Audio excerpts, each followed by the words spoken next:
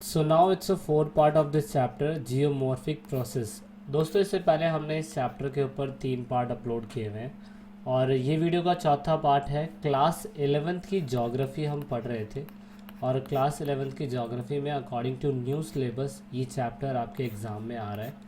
Geomorphic process के अंदर अभी तक हमने क्या क्या चीज़ें पढ़ ली है। पिछली 3 वीडियोस के अंदर हमने एंडोजेनिक फोर्स से रिलेटेड काफ़ी अच्छी नॉलेज गेन करी हुई है। हमने एक्सोजेनिक फोर्स जिसे आप बहिर्जनिक बल बोलते हैं उसके बारे में भी हमने काफ़ी समझा है। हमारा वीडियो का चौथा पार्ट जो था वो वेदरिंग से रिलेटेड है और वेदरिंग का मतलब आपने पहले भी समझा हुआ था। हालांकि इस वीडियो के अंदर भी हम वेदरिंग के बारे में और डीपली जानेंगे। हमने केमिकल वेदरिंग प्रोसेस के बारे में वीडियो के तीसरे पार्ट में समझा था। वीडियो के चौथे पार्ट के अंदर हम फिज़िकल और साथ में हम बायोलॉजिकल वेदरिंग के बारे में समझेंगे। फिजिकल दैट मीन्स जैसे आप भौतिक बोलते हैं और बायोलॉजिकल जिसका मतलब आप जैविक बोलते हैं। इस वीडियो के अंदर आप वेदरिंग का प्रोसेस ही पढ़ेंगे लेकिन समझेंगे कि फिजिकल वेदरिंग प्रोसेस क्या होता है और साथ में बायोलॉजिकल वेदरिंग प्रोसेस क्या होता है। दोस्तों फिजिकल वेदरिंग प्रोसेस यानी कि भौतिक अपक्षय प्रक्रिया, जितनी भी अपक्षय प्रक्रिया है इसका मेन मकसद आपको समझना होगा। इसका मेन मकसद यही है कि रॉक को किसी न किसी प्रोसेस से सॉइल में कन्वर्ट करना ही वेदरिंग प्रोसेस है। अब इसमें बहुत सारे एजेंट्स काम करते हैं। अब उसमें हम फिजिकल वेदरिंग प्रोसेस के अंदर और डीपली समझने की कोशिश करेंगे। हिंदी में आप इसे भौतिक अपक्षय प्रक्रियाएं बोलते हैं। जो बच्चा हिंदी मीडियम का है वो हिंदी मीडियम के थ्रू समझे, जो बच्चा इंग्लिश मीडियम का वो इंग्लिश मीडियम के थ्रू समझे। और इसमें मैं दोनों में आपको समझाने की कोशिश कर रहा हूँ। एक्चुअली फिजिकल वेदरिंग प्रोसेस एक मैकेनिकल वेदरिंग प्रोसेस पे डिपेंड होता है और ये एक मैकेनिकल वेदरिंग प्रोसेस 3 चीज़ों पर निर्भर करता है। कौन सी 3 चीज़ें? नंबर 1 है ग्रेविटेशनल फोर्स जिसे आप गुरुत्वाकर्षण बल बोलते हैं। फिजिकल वेदरिंग प्रोसेस इससे होता हुआ गुजरता है। दूसरा है expansion force due to temperature change. Temperature change की वजह से कहीं ना कहीं हम देखते हैं कि चट्टानों में एक विस्तार बल आता है, उसकी वजह से फिजिकल वेदरिंग प्रोसेस होता है। और तीसरा है water pressure control by waiting and drawing cycle. That means water pressure, जो पानी है जिसमें वर्षा होती है उसकी वजह से कहीं ना कहीं वो चट्टानों को गीला करती हैं और बाद में सुखाती हैं और यही साइकिल कंटिन्यू चलता रहता है, जिसकी वजह से वेदरिंग फिजिकल वेदरिंग प्रोसेस होने की वजह से चट्टानें टूटती हैं। तो ये 3 चीज़ें हैं जिसकी वजह से फिजिकल वेदरिंग प्रोसेस बहुत ही ज़्यादा डिपेंड रहता है। और इन्हीं प्रक्रियाओं की वजह से आप देखेंगे जितनी भी चट्टानें होती है उसके अंदर फ्रैक्चर्स पड़ते हैं। दैट मीन्स उसमें कट्स पड़ते हैं और जिसकी वजह से वो टूटने लग जाती हैं। ठीक है, तो अब हम एक एक का एग्जाम्पल पढ़ने की कोशिश करेंगे और देखेंगे कि अलग अलग तरीके से किस किस तरीके से चट्टानों पे स्ट्रेस पड़ रहा है, मॉलिक्यूल स्ट्रेस पड़ रहा है और साथ में चट्टानें टूट रही हैं। नंबर 1 है आपका अपलोडिंग एंड एक्सपेंशन, जैसे आप बाहर विहीनीकरण और विस्तांतरण बोलते हैं। आपने ऐसे दोस्तों चट्टानें देखी होंगी पहले भी कभी, जिसमें होता क्या है कि ये रॉक के ऊपर कहीं ना कहीं रेनफॉल्स होती है और साथ में इसका कांटेक्ट एयर से होता है। अब क्योंकि इन रॉक्स में क्या होता है कि आप डाउन लेवल से देखेंगे कि यहाँ से फोर्स मिल रहा है और यहाँ से रेन का अटैचमेंट इन अपर रॉक से कांटेक्ट में आ रहा है। इसकी वजह से क्या हो रहा है, इसकी वजह से इस कंटिन्यू प्रोसेस होने की वजह से कंटिन्यू जो इरोजन्स हो रहा है इसकी वजह से आप देखेंगे कहीं ना कहीं जो रॉक है वो एक्सपेंड होती है। रॉक्स छोटे छोटे क्रैक्स में एक्सपेंड होती चली जाती है क्योंकि कंटिन्यू उसके अंदर पानी पड़ रहा है, हीट पड़ रहा है, ये गर्म हो रही है, ठंडी हो रही है। और ये एक ऐसा फिजिकल वेदरिंग प्रोसेस है जिसकी वजह से कहीं ना कहीं जो रॉक मास है, दैट मीन्स जो रॉक का हिस्सा है वो डिसइंटीग्रेट होना चालू हो जाता है, यानी कि वो टूटना चालू हो जाता है। इसे आप अपलोडिंग एंड एक्सप्रेशन जो है वो बोलते हैं। हिंदी में आप देख सकते हैं दूसरी चीज़ बोली जाती है हिंदी में। ठीक है, दूसरा है टेम्परेचर चेंज एंड एक्सप्रेशन। अब आपको ये पता होगा कि जितनी भी हमारे पास शेल होती है, दैट मीन्स जितनी भी हमारे पास रॉक्स होती है उनके अंदर अलग अलग खनिज होते हैं। Various minerals found in the rock expand at a different rate when temperature increase. मतलब कहने का ये है कि जिस जिस तरीके से जो रॉक्स होती है उनकी फॉर्म्स अलग अलग होती है। कोई कोई रॉक्स ऐसी होती है कि जिनमें टेम्परेचर इंक्रीज होने की वजह से आप देखेंगे कि उसमें जो रॉक्स का एक्सपेंशन होता है, चट्टानों का टूटना जो होता है, वो बहुत ज़्यादा हमें देखने को मिलता है। यानी कि जैसे जैसे टेम्परेचर बढ़ता चला जाता है वैसे वैसे आप देखेंगे कि रॉक्स में क्रैक्स आने चालू हो जाते हैं, क्योंकि इन रॉक्स के बीच में जब रेन फॉल होता है या पानी होता है जो इकट्ठा होना चालू हो जाता है, और इन रॉक्स के अंदर कुछ ऐसी मात्राएं होती हैं जिसकी वजह से इन चट्टानों को फैलने पर मजबूर कर देता है, जिसे आप टेम्परेचर चेंज एंड एक्सप्रेशन बोलते हैं। और ये भी एक फिज़िकल वेदरिंग प्रोसेस का एक ऐसा सही नमूना है जो आप ये देखने की कोशिश करेंगे कि जहाँ जहाँ पर तापमान इंक्रीज़ हो रहा है, टेम्परेचर इंक्रीज़ हो रहा है, तो उसकी वजह से आप देखेंगे कि रॉक्स की गहराई में, चट्टानों में इसका बहुत ही ज़्यादा इफ़ेक्ट हमें देखने को मिलता है। तीसरा और लास्ट है जिसे आप freezing, thawing and forced waging बोलते हैं। हिंदी में आप इसे हिमकरण, पिघलन और तुषर विजिंग बोलते हैं।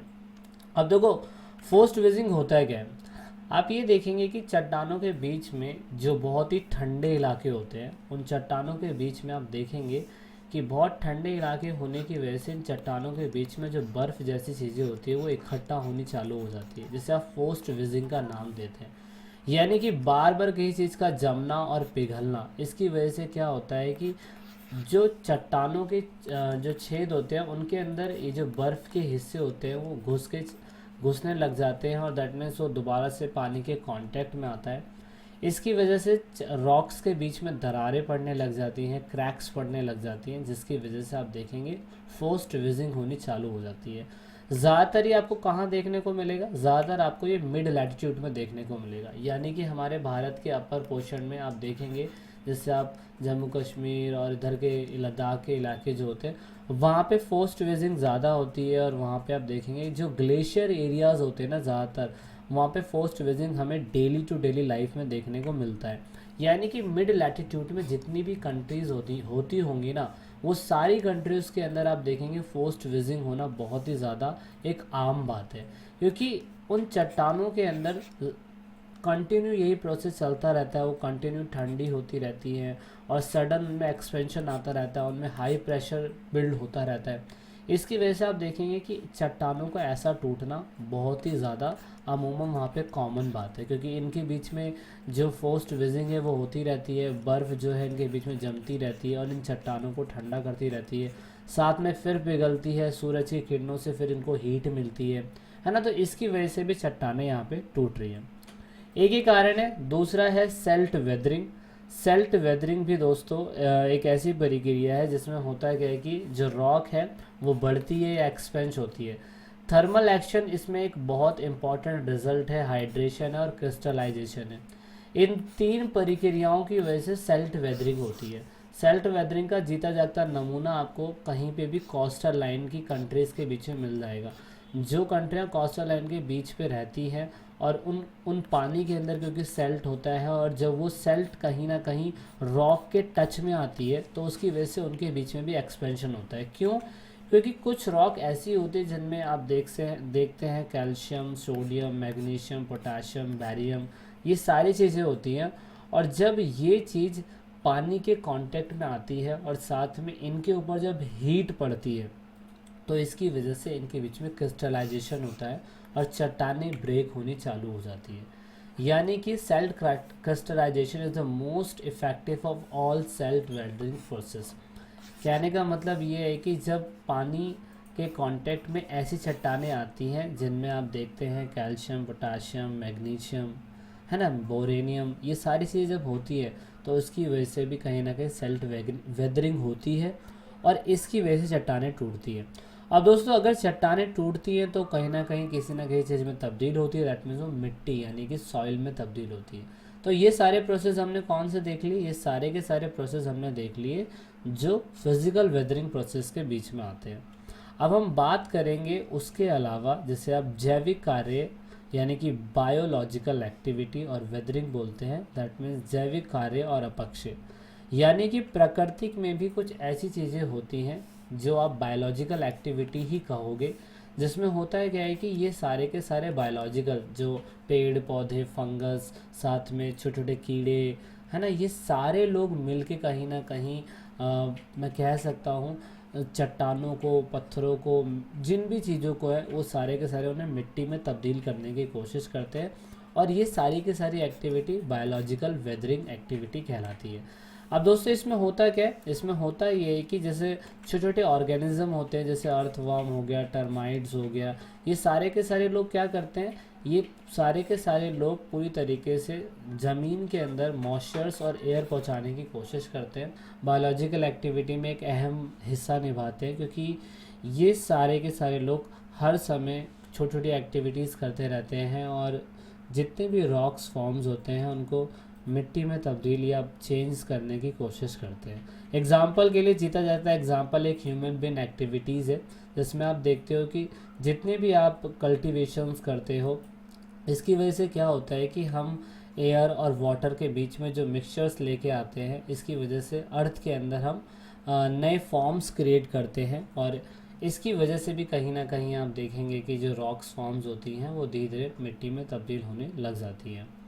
अब आपको क्या लगता है कि वेदरिंग प्रोसेस जो है वो इतना इम्पोर्टेंट ज़रूरी क्यों है? क्योंकि अगर इतने टाइप्स की वेदरिंग होती है, फिज़िकल है, केमिकल है, बायोलॉजिकल एक्टिविटीज़ है, तो ये अपक्षय की जो प्रक्रियाएं होती है उसका कहीं ना कहीं हमारे जीवन में बहुत ही ज़्यादा इम्पोर्टेंट रोल है। तो सिग्निफिकेंस ऑफ वेदरिंग एक अलग टॉपिक है आपकी बुक के अंदर और मेरे हिसाब से ये टॉपिक बहुत ही ज़्यादा ज़रूरी है, क्योंकि इस वेदरिंग के अंदर यानी कि अपक्षय जो प्रक्रियाएं होती है जो पूरी तरीके से चट्टानों को मिट्टी में चेंज करने की कोशिश करती है। तो इसीलिए मेरे हिसाब से सबसे पहले आपको समझना ये होगा कि व्हाट इज़ वेदरिंग प्रोसेस। जिस बच्चे को वेदरिंग के बारे में नहीं पता है वो ये क्लियर से समझ ले कि जब कोई भी रॉक पानी के कांटेक्ट में आती है तो कहीं ना कहीं ये रीज़न बनता है कि उनके बीच में जो मॉलिक्यूल्स होते हैं जो रॉक्स के अंदर होते हैं, उन मॉलिक्यूल्स के अंदर उन रेन का या पानी के कांटेक्ट होने की वजह से मॉलिक्यूल स्ट्रेस पड़ता है और इसी वजह से वो चट्टानें टूटने लग जाती हैं। और इसी को हम सरल और सिंपल शब्दों में वेदरिंग प्रोसेस का नाम देते हैं, ठीक है ना। तो अब जितनी भी चट्टानें हैं अगर वो क्या कहते हैं किसी न किसी कारणवश से टूट रही, चाहे वो फिजिकल हो, चाहे वो केमिकल हो, चाहे बायोलॉजिकल एक्टिविटीज़ के थ्रू हो रहा हो, लेकिन कहीं ना कहीं इसका यूज़ है।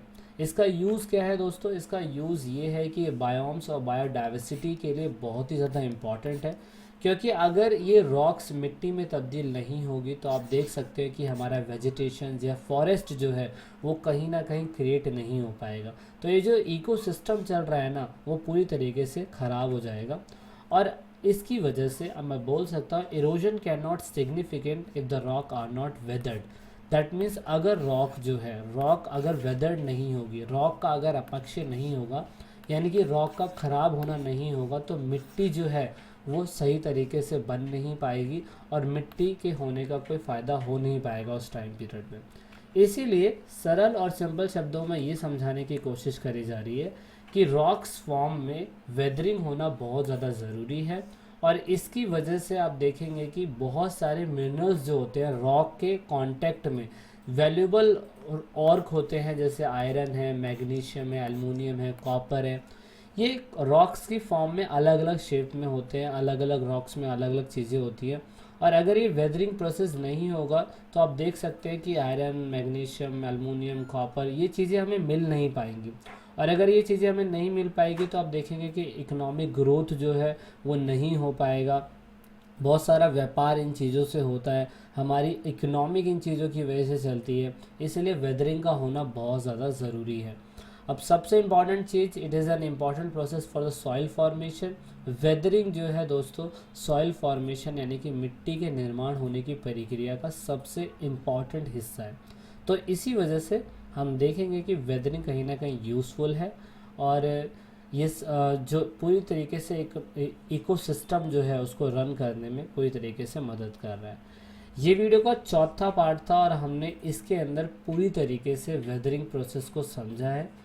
वीडियो का नेक्स्ट पार्ट जल्दी आएगा और हम अगले नेक्स्ट पार्ट में ये देखने की कोशिश करें कि मिट्टी का प्रोसेस पूरी तरीके से सही तरीके से कैसे बन रहा है। So this is it in this video. and let's meet in the fifth part of this chapter.